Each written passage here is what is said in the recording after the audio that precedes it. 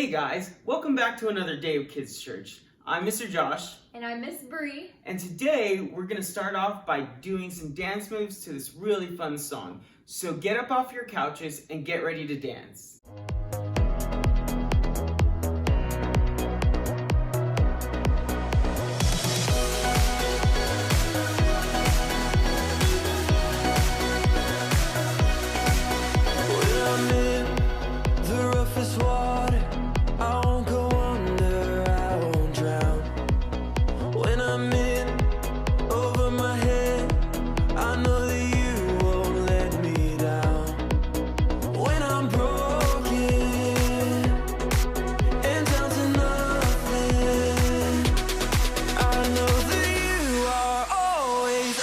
To something good.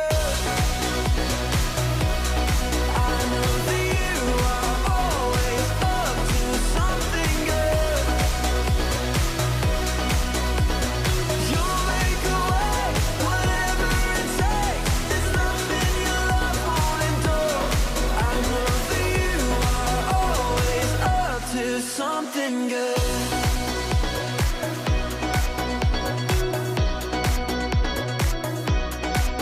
Even through the deepest valley, you go before me, you are here.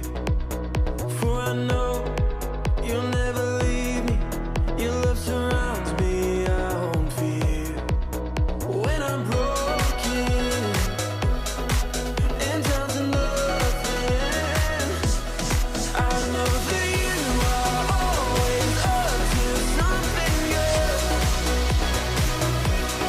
I know that you are always up to something good. You'll make a way, whatever it takes. There's nothing your love won't endure. I know that you are always up to something good.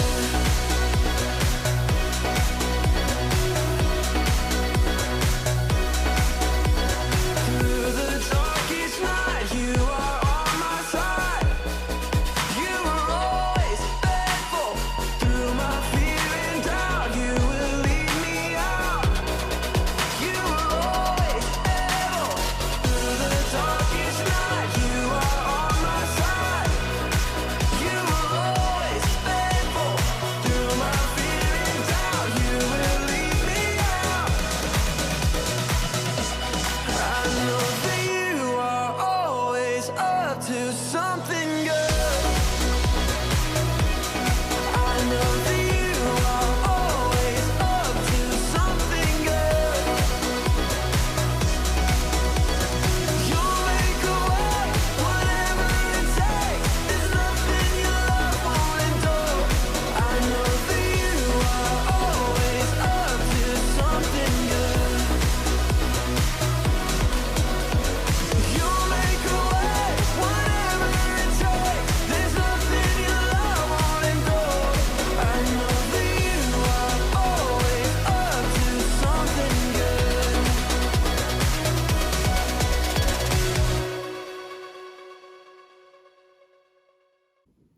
Man, that was fun. It was. Thank you guys for dancing with us. And just so you know, that's one of our songs that we'll be doing at our RIM Kids Lock-In in Woohoo! DCC. It's gonna be super fun. So now you have the scoop on one of the songs. You can practice your dance moves and you'll be ready. I'm excited. And then also we'll be, you guys can feel free to watch this video many times because I know it took us some practice to get those dance moves down. And we'll put the link also in it. So if you don't want to watch us and you want to watch the professionals, you can do that too. Awesome. So today we're going to be sharing some stuff about, different things that God uses in our lives and different ways that God can use us. So I brought my tool bag today, and we're going to be sharing some stuff. Before I put my tool bag on, I'm going to put my hard hat on just to be sure I don't get hurt in the process of this video. Well, all right, so let's see. I'm going to show some stuff to Miss Bree and see if she can guess what these tools are used for. Okay. So, one thing, let me see here. All right. So I have these in my tool bag. Do you know what these are for? I do. Those are wire cutters used to cut wires. Okay. Good try. Let's see what else I got in my handy dandy toolbox. You know what this is? A screwdriver Yes. And what can you use a screwdriver? to put in screws Or unscrew. or to unscrew screws. True. All right. Let's see. Oh, here's a different one. Do you know what this is? Hello? No. That's not what that's for, but nice try. So this is a stud finder, and what you do with this is you basically move it across, the wall, and oh look, it found a stud. So basically, you move it across the wall to try and find a stud, so you can mount your TV or mount a bookshelf, so it doesn't fall over. So this is a really nifty tool, and now you know this is a stud finder, Now I not a cell know. phone. Good to know. Awesome. So God has many different tools in his toolbox, and I think that the church is his toolbox, right? I think that the church is his toolbox and we're his tools, and God gives us tools as well. And so each of us is special, and we have our own special purpose and our own special tools and gifts. And just like a whisk, we wouldn't use a whisk to hammer in a nail, right? Or we would use it for cooking. True. And a lot of times we kind of use the same tools, right? And we normally grab the same tools out of our toolbox. So normally we might grab a hammer, right? Or a screwdriver, which is pretty common, something we use all the time when we're needing to fix something. Or, just a wrench. Those are kind of basic tools that you'll grab out of your box, And just like that, in the church, God will use, deacons and pastors and elders and Sunday school teachers. But in reality, there are so much tools in our toolbox that we can use if we need them, like my stud finder. It's not something that I'm going to use every day, but it is a useful tool when I need it. And just like that, God can use us as the tools. We don't just have to rely on the pastors and elders and deacons to do things all the time. God has placed many tools in the church, or us in the church as his toolbox, so we can be used in many unique and different ways. So you showed me some tools. Now I'm going to show you some, and you can tell me an example of how it might be related to God, or if somebody had that tool, how could they use it for God's purpose? Got it. So how about, we'll start off with, what is this? That's a hammer. Okay, and how might God use it in his toolbox?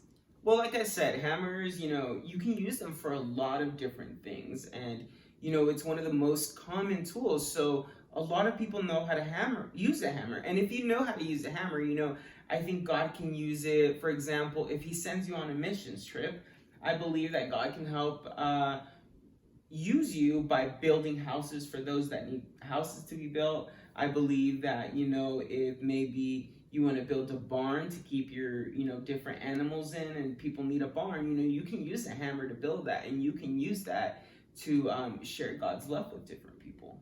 Okay, good. What about some tools that aren't as traditional? What about this? Do you know what this is and how God would use it? Well, that's a little bit different than my tool. I don't think I would put that in my toolbox, but it is a kitchen tool. So, the first thing that comes to mind is we have a really good friend. Her name is Sally Weber, and she is a great baker. And that's true. I believe that she makes cookies for our Adopt-A-Cop, and I know that that's such a blessing to our cops. When we come together and we make cookies and we roll out things, it can be a blessing to them, and that's how God can use us and how he uses her to bless other people. Okay, that was really good. What about this? A pen. Just a pen. How can God use that? Well, I guess there are people that, there are people out there that write really nicely, right? Some people out there that God has gifted them with being able to write poems down, or God has gifted them to be able to, encourage people through a writing, through a little note, I know when I've had a bad day and I find a note in my bag that says, have a great day and I love you or something like that. That's really encouraging. So I feel like, yeah, somebody that knows how to write well can be an encouragement to other people by writing them a little note or a little poem or something. That is true, and those are perfect examples of how God can use us as his toolbox in some of our more traditional gifts, like more traditional tools like the hammer and all that. And some of us might have a little bit less traditional, but we still have our gifts, and we're like, well, what does God do with that? But God has a purpose for each of us. We're all unique on purpose, right? And so if you're still having some trouble thinking about examples, then let's talk about people in the Bible and their gifts and how God used it for his good. Well, somebody that comes off of the top of my head just like that is somebody that walked with Jesus a lot, and he was by his side almost always, and that's Peter. Peter was a fisherman, and he was a fisherman when he found Jesus. So when we're saying fisherman, we're talking about a guy that goes out on his boat and catches fish, right? Mm-hmm. But also, Peter was also a fisher of men. God used Peter to go out into the world, find men and women, and speak to them about who Jesus was and get them to know who Christ was. God probably used his natural ability as a fisherman to get dinner sometimes too. That's true. I mean, hey, that comes in handy. What about another person? Could be Paul. Paul was a tent maker before he followed Jesus, and so God used that on many different journeys and missionaries. I'm sure he helped make their tents, or maybe even helped build people houses who didn't have a house. But he was very handy. Also, there's Tabitha. She was a seamstress, and she was a believer, somebody that believed in Jesus, and she made clothes for the widows. She sat there and sewed and put stuff together for the widows that didn't have as much clothes or needed clothes like everyone does. Another person is Luke. Luke was the doctor, and he also traveled on missions, and he traveled with Paul, and I'm sure he helped out a ton. I mean, having a doctor on hand with all their traveling, that's super helpful to them and to all the different villages and places they go. All right, guys, I'm a little excited about this next one, and I'm going to give you guys an opportunity to try and answer this one before I give you the actual answer. We talked about these two characters before, and their names are Mary and Martha. So try and think back a few lessons and think, how did God use them as a tool? Here we go. Ready?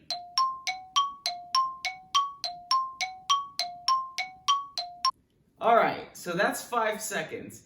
Now, here's the answer, and hopefully you got it right. So Martha and Mary were two homemakers. They stayed home a lot, but God used them to be able to be selfless and serve other people. I don't know if you remember this story, but Jesus and his disciples came to visit Mary and Martha.